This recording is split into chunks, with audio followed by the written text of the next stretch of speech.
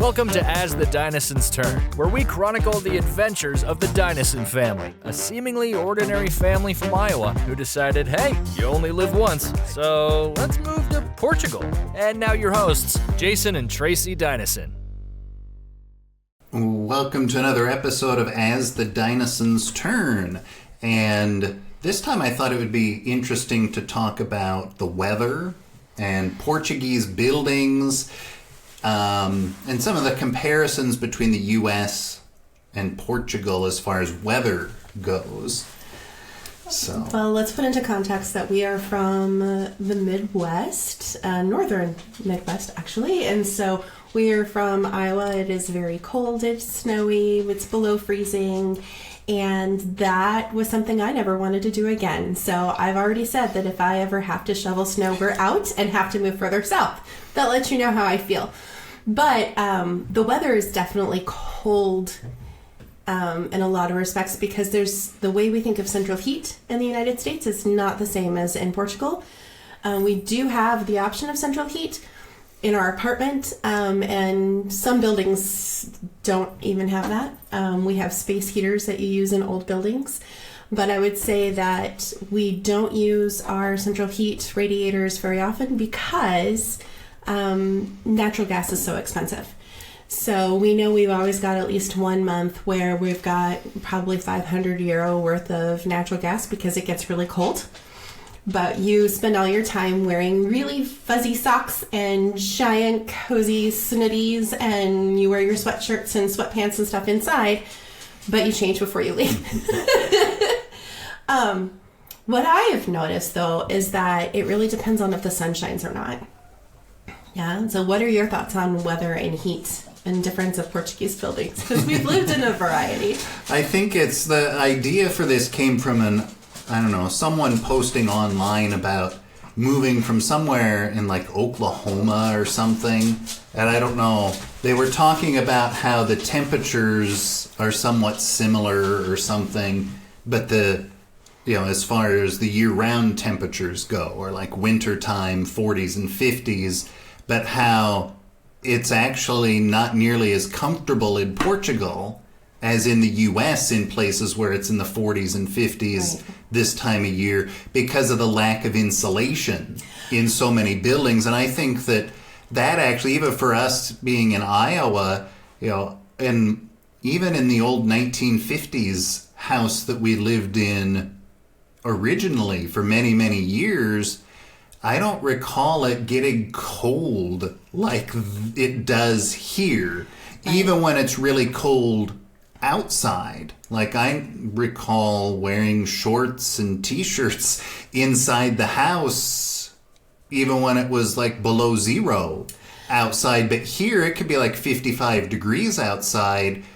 but it's like 60 degrees inside because of the lack of insulation. At least where we live, I'm sure you can buy houses that have insulation. We have, if you're watching on the video, the dog wanted to be held. He likes being held like a baby. So here's Stan. But I think that, buildings are constructed differently. So buildings are made out of stone and steel, and stone is meant to breathe, and you need the stone to breathe so that the damp is taken care of. Damp is something that we deal with a lot here. So I think that that's important. Dehumidifier is something that we use all of the time. We have a dehumidifier running in every bathroom. We don't have to use it as much in summertime, but in wintertime we have to use a dehumidifier quite a bit. And so because there's not like giant foam insulation or those things inside the walls, and the stone is pretty much just stuccoed over the top, like the brickwork stone has just got plaster or something over the top of it. It's not drywall. That's also very different. I think that you're right. The building materials have pluses and minuses. The big plus is that if there's a fire, then the whole structure is not going to come down. You're going to burn the things on the inside and be able to replace it.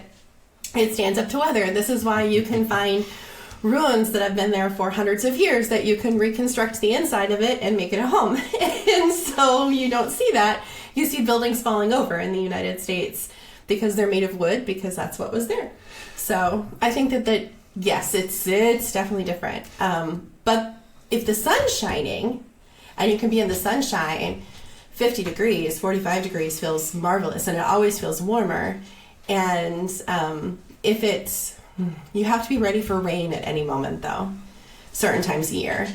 That's true. In the north, you just have to. So I always have like an umbrella with me. If you know there's a chance of rain, you always wear a raincoat, even if it's going to be like hot and make you sweaty.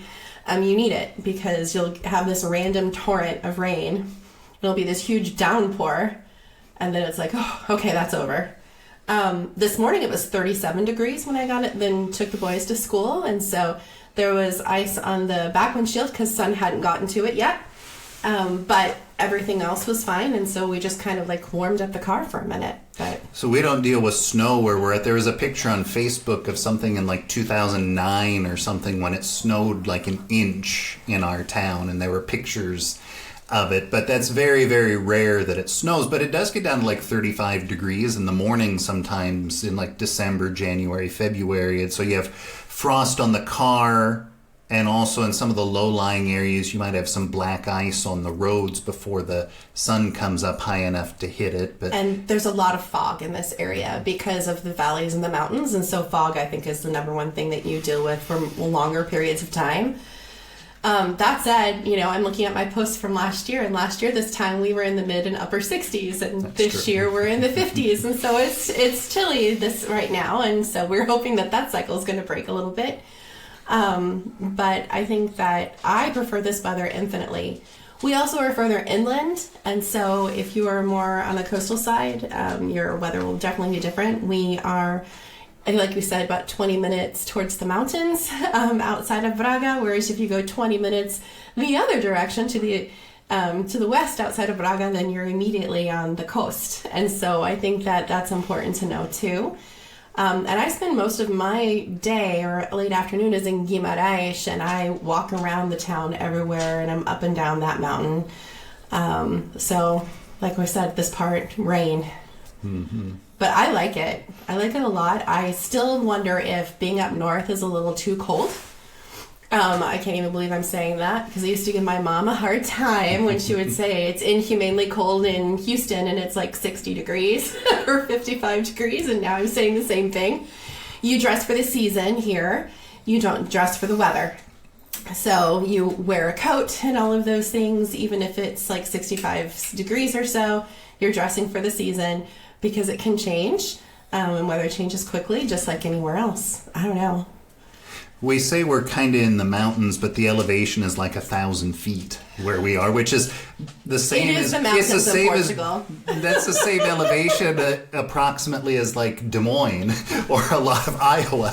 So, but it's all relative because you're coming from the coastline about 60 minutes away, and then suddenly you're at 1,000 feet. So, I mean, that is an elevation gain, I guess. Plus, you don't have to drive too far to get to like real mountains that are several thousand feet tall. Exactly. We drive another 15 minutes north, and then you're in mountains where it does snow. It does snow. And yes, no, I don't want to be there when it's snowing. I'm sorry. I don't miss it. And for those of you who are there and it's cold, sorry. This is a good place to live, and if you can work online, I highly recommend it. I love the sun. The sun is shining today, and I feel it in my bones. I'm happy. I'm joyous. And you can tell the difference in town, too, because when the sun is shining, everything is busy. Everybody is out. They're standing on the streets. They're talking to each other. They're going to the fruteria. They're going to the talu to go and get their meat. They're just having great conversations. People are enjoying the cafes or just sitting out in the middle of the plazas to enjoy the sunshine and soak it up. So... take advantage while you can. I guess so. Well, it's a short podcast this time around, but we have anything else to fill? About 45 more seconds so we can get to 10 minutes. Oh, well, I can tell you right now that I enjoy the sunshine, the heat, but we also get the flip side of that, where in summertime it gets really warm. And so when I say warm, we're looking at 100 degrees. And then you're using your portable air conditioning, or you're throwing water on the floor to mop it up to keep the flooring cool and all of those things as well. And so in a difference between houses where I lived in Seville, Spain, and then the houses in northern Portugal, the houses in Seville are built for airflow. So even when it's like 110 degrees outside, the inside is cool. That is not the case in Portugal. Most places are not built for airflow. It's not something you take into consideration. But we are lucky enough that we have a front patio and a back patio on our apartment, which means that we can get some good airflow coming through the apartment too, and don't have to use our heat until it's, in the mid 80s, 90s. So that's our goal anyway. Yeah. All right. Well, we'll catch you again next week on another episode of As the Dinosaurs Turn. You've been listening to As the Dinosaurs Turn, a podcast presented by Dinosaur Media Ventures. Don't forget to like and subscribe, and catch us again next time for another episode.